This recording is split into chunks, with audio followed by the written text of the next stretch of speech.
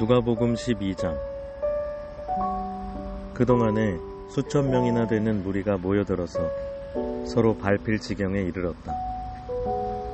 예수께서는 먼저 자기 제자들에게 말씀하셨다. 너희는 바리새파 사람의 누룩, 곧 위선을 경계하여라. 가려놓은 것이라고 해도 벗겨지지 않을 것이 없고, 숨겨놓은 것이라 해도 알려지지 않을 것이 없다.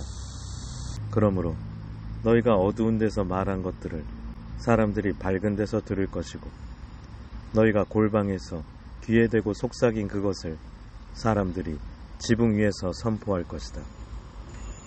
내 친구인 너희에게 내가 말한다. 육신은 죽여도 그 다음에는 그 이상 아무것도 할 수 없는 자들을 두려워하지 말아라. 너희가 누구를 두려워해야 할지를 내가 보여주겠다. 죽인 다음에 지옥에 던질 권세를 가지신 분을 두려워하여라. 그렇다.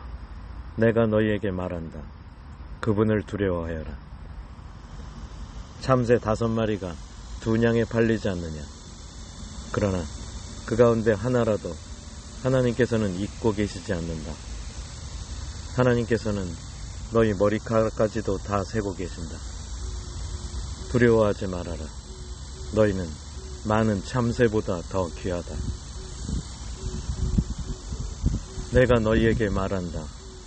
누구든지 사람들 앞에서 나를 시인하면 인자도 하나님의 천사들 앞에서 그 사람을 시인할 것이다. 그러나 사람들 앞에서 나를 부인하는 사람은 하나님의 천사들 앞에서 부인당할 것이다. 누구든지 인자를 거슬러서 말하는 사람은 용서를 받을 것이지만, 성령을 거슬러서 모독하는 말을 한 사람은 용서를 받지 못할 것이다. 너희가 회당과 통치자와 권력자 앞에 끌려갈 때 어떻게 대답하고 무엇을 대답할까, 또 무슨 말을 할까 하고 염려하지 말아라. 너희가 말해야 할 것을 바로 그 시각에 성령께서 가르쳐 주실 것이다. 우리 가운데서 어떤 사람이 예수께 말하였다. 선생님, 내 형제에게 명해서 유산을 나와 나누라고 해주십시오. 예수께서 그에게 말씀하셨다. 이 사람아, 누가 나를 너희의 재판관이나 분배인으로 세웠느냐. 그리고 사람들에게 말씀하셨다. 너희는 조심하여 온갖 탐욕을 멀리하여라. 재산이 차고 넘치더라도 사람의 생명은 거기에 달려있지 않다. 그리고 그들에게 비유를 하나 말씀하셨다. 어떤 부자가 밭에서 많은 소출을 거두었다. 그래서 그는 속으로 내 소출을 쌓아둘 곳이 없으니 어떻게 할까 하고 궁리하였다. 그는 혼자 말하였다. 이렇게 해야겠다. 내 곡간을 헐고서 더 크게 짓고 내 곡식과 물건들을 다 거기에다가 쌓아두겠다. 그리고 내 영혼에게 말하겠다. 영혼아, 여러 해 동안 쓸 많은 물건을 쌓아두었으니 너는 마음 놓고 먹고 마시고 즐겨라. 그러나 하나님께서 말씀하셨다. 어리석은 사람아, 오늘 밤에 내 영혼을 내게서 도로 찾을 것이다. 그러면 내가 장만한 것들이 누구의 것이 되겠느냐. 자기를 위해서는 재물을 쌓아두면서도 하나님께 대하여는 부여하지 못한 사람은 이와 같다. 예수께서 제자들에게 말씀하셨다. 그러므로 내가 너희에게 말한다. 목숨을 부지하려고 무엇을 먹을까 걱정하지 말고, 몸을 보호하려고 무엇을 입을까 하고 걱정하지 말아라. 목숨은 음식보다 더 소중하고 몸은 옷보다 더 소중하다. 까마귀를 생각해 보아라. 까마귀는 씨를 뿌리지도 않고 거두지도 않고, 또 그들에게는 곡간이나 창고도 없다. 그러나 하나님께서 그들을 먹여주신다. 너희는 새보다 훨씬 더 귀하지 않느냐. 너희 가운데서 누가 걱정한다고 해서 제 수명을 한순간인들 늘릴 수 있느냐? 너희가 지극히 작은 일도 못하면서 어찌하여 다른 일들을 걱정하느냐? 백합꽃이 어떻게 자라는지를 생각해 보아라. 수고도 하지 아니하고 길쌈도 하지 않는다. 그러나 내가 너희에게 말한다. 자기의 온갖 영화로 차려입은 솔로몬도 이 꽃 하나만큼 차려입지 못하였다. 믿음이 적은 사람들아, 오늘 들에 있다가 내일 아궁이에 들어갈 풀도 하나님께서 그와 같이 입히시거든. 하물며 너희야 더 잘 입히시지 않으시겠느냐?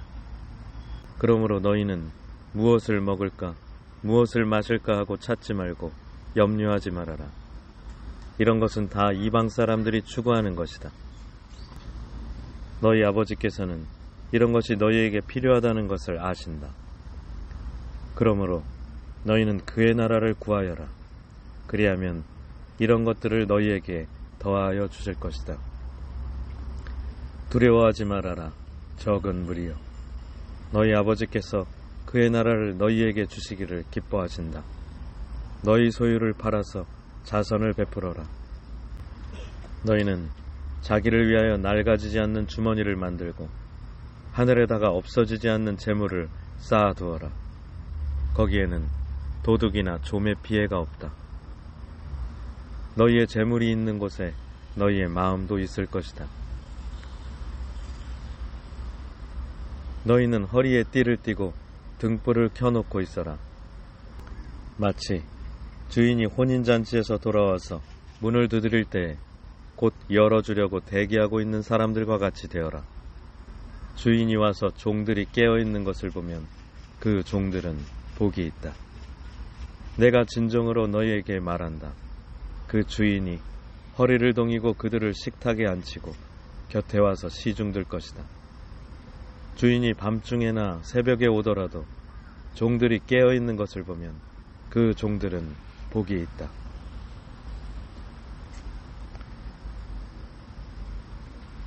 너희는 이것을 알아라. 집주인이 언제 도둑이 들지 알았더라면 그는 도둑이 그 집을 뚫고 들어오도록 내버려 두지 않을 것이다. 그러므로 너희도 준비하고 있어라. 생각하지도 않은 때에 인자가 올 것이기 때문이다. 베드로가 말하였다. 주님, 이 비유를 우리에게 말씀하시는 것입니까? 또는 모든 사람에게도 말씀하시는 것입니까? 주님께서 말씀하셨다. 누가 신실하고 슬기로운 청직이겠느냐? 주인이 그에게 자기 종들을 맡기고 제때에 양식을 내주라고 시키면 그는 어떻게 해야 하겠느냐? 주인이 돌아와서 볼 때에 그 종이 그렇게 하고 있으면 그 종은 복이 있다. 내가 진정으로 너희에게 말한다.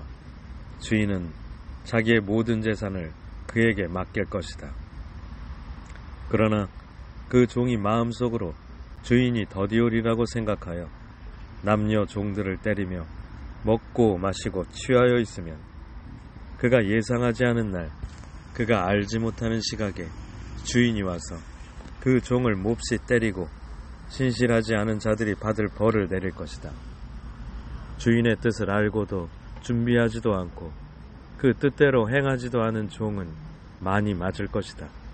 그러나 알지 못하고 매맞을 일을 한 종은 적게 맞을 것이다. 많이 받은 사람에게는 많은 것을 요구하고 많이 맡긴 사람에게는 많은 것을 요구한다. 나는 세상에다가 불을 지르러 왔다. 불이 이미 붙었으면 내가 바랄 것이 무엇이 더 있겠느냐. 그러나 나는 받아야 할 세례가 있다. 그 일이 이루어질 때까지 내가 얼마나 괴로움을 당할지는 모른다. 너희는 내가 세상에 평화를 주러 온 줄로 생각하느냐? 내가 너희에게 말한다. 그렇지 않다. 도리어 분열을 일으키러 왔다. 이제부터 한 집안에서 5 식구가 서로 갈라져서 셋이 둘에게 맞서고 둘이 셋에게 맞설 것이다. 아버지가 아들에게 맞서고 아들이 아버지에게 맞서고 어머니가 딸에게 맞서고 딸이 어머니에게 맞서고 시어머니가 며느리에게 맞서고 며느리가 시어머니에게 맞서서 서로 갈라질 것이다. 예수께서 무리에게도 말씀하셨다. 너희는 구름이 서쪽에서 이는 것을 보면 소나기가 오겠다고 서슴지 않고 말한다. 그런데 그대로 된다. 또 남풍이 불면 날이 덥겠다고 너희는 말한다. 그런데 그대로 된다. 위선자들아, 너희는 땅과 하늘의 기상은 분간할 줄 알면서 왜 이때는 분간하지 못하느냐? 어찌하여 너희는 옳은 일은 스스로 판단하지 못하느냐? 너희를 고소하는 사람과 함께 관원에게로 가게 되거든 너희는 도중에 그에게서 풀려나도록 힘써라. 그렇지 않으면 그가 너를 재판관에게로 끌고 갈 것이고 재판관은 형무소 관리에게 넘겨주고 형무소 관리는 너를 옥에 쳐넣을 것이다. 내가 너희에게 말한다. 너희가 그 마지막 한 푼까지 다 갚기 전에는 절대로 거기에서 나오지 못할 것이다.